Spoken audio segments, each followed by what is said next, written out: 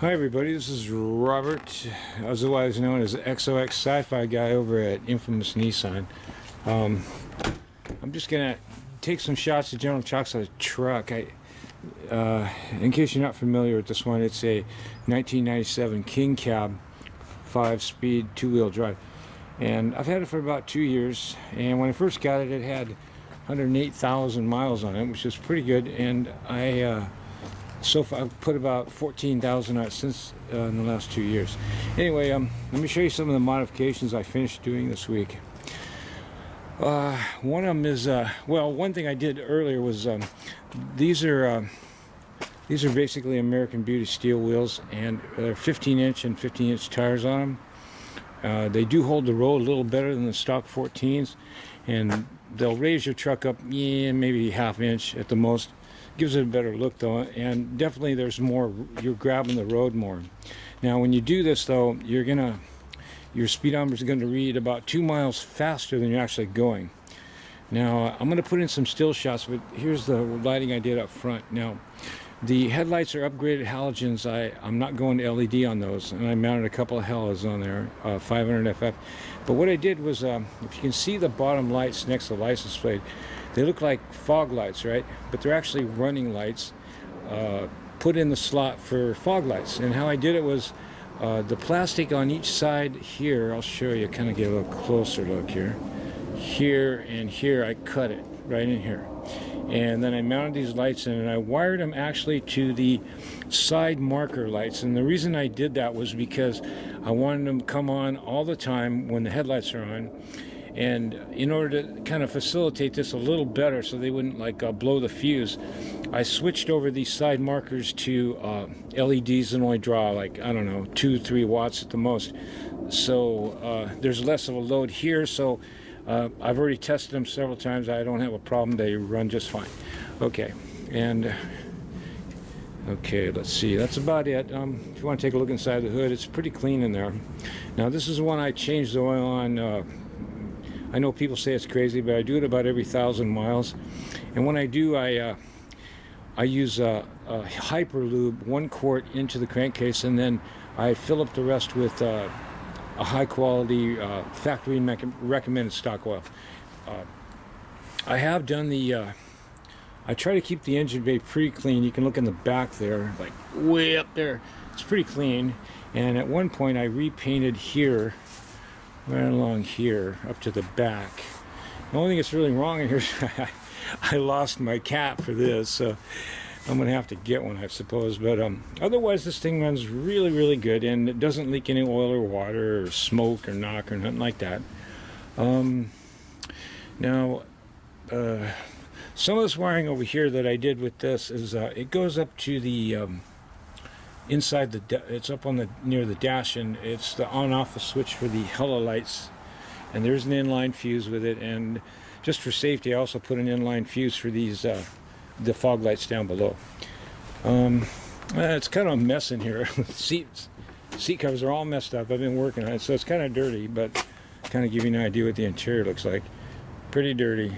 Usually I keep it up pretty clean, but the general condition, there's no cracks or anything in the dashboard.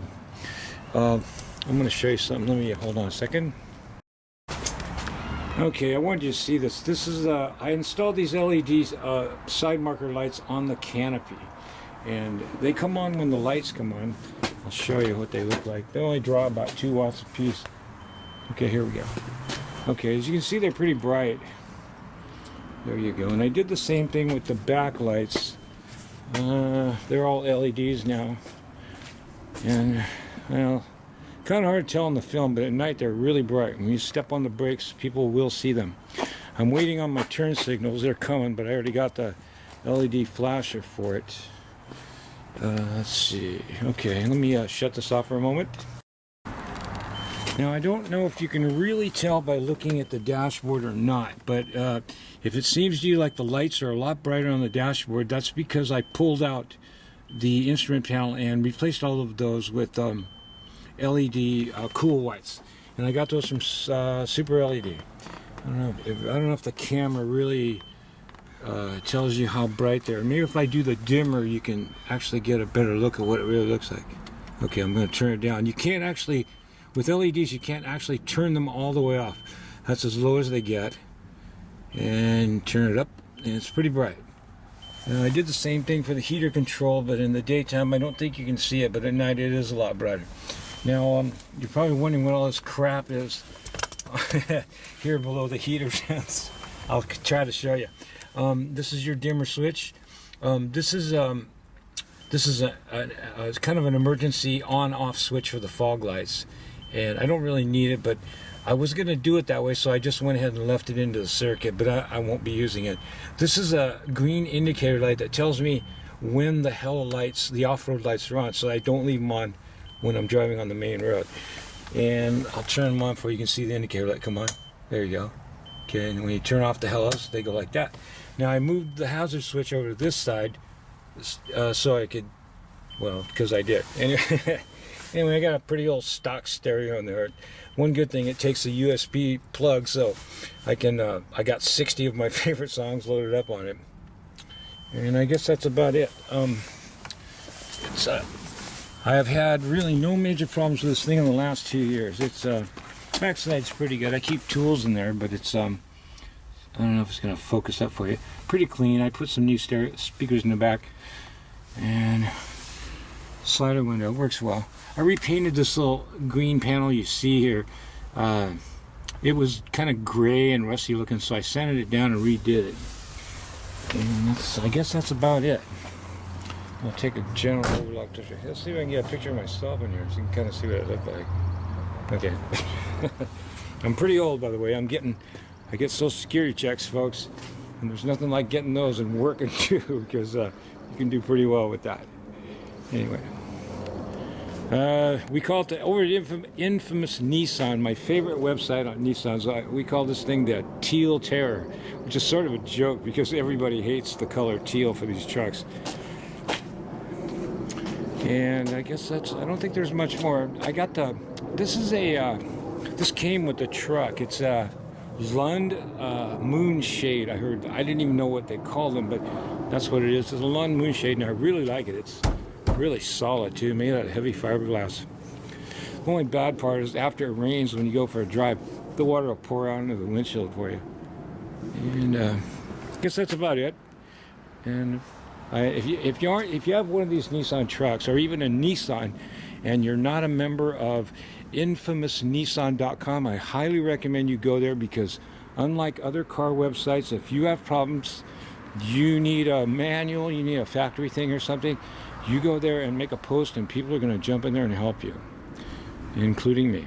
Sometimes my help's good, sometimes it kind of stinks, but I try. Okay. Well, I want you to thank you very much for watching. If you have any questions about how to convert all your junk to LED, just let me know.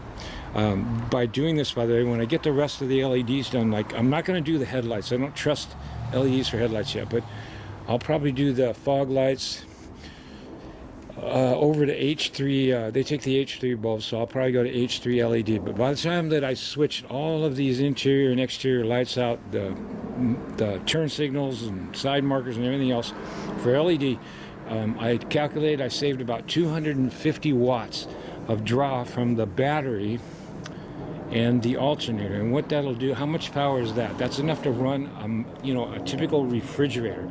So the first thing I noticed after I did this was my truck was running smoother. It just seemed to fire really well.